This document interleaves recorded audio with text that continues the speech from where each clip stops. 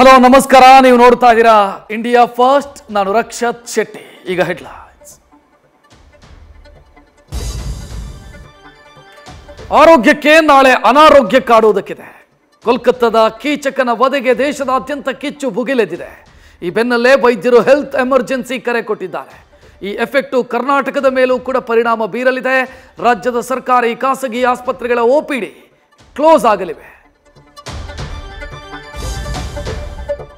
ತುಂಗಭದ್ರ ಮಹಾಸಾಗರ ಉಳಿವಿಗೆ ಹರಸಾಹಸ ನಡೀತಾ ಇದೆ.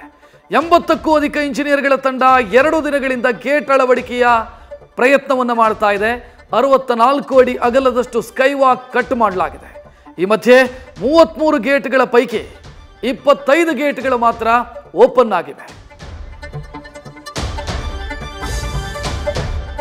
ಒಂದು ಕೂದಲು ಏನು ಮಾಡುತ್ತೆ ಹೇಳಿ, ಈ ರೀತಿ ಹೇಳೋರು ಬಹಳ ಜನ. ಆದರೆ ಅದೇ ಕೂದಲು ಈ ಡಿ ಗ್ಯಾಂಗ್ನ ಬೆವರಿಳಿಸ್ತಾ ಇದೆ. ಶವ ಸಾಗಾಟದ ಆ ಸ್ಕಾರ್ಪಿಯೋದಲ್ಲಿ ಸಿಕ್ಕಂತ ಕೂದಲು ಸಾಕ್ಷಿ ಹೇಳೋದಕ್ಕೆ ನಿಂತಿದೆ. ಇತ್ತ ತನಿಖೆ ಅಂತಿಮ ಘಟ್ಟಕ್ಕೆ ತಲುಪಿದ್ದು ಚಾರ್ಜ್ ಶೀಟ್ ರೆಡಿ ಆಗ್ತಾ ಇದೆ.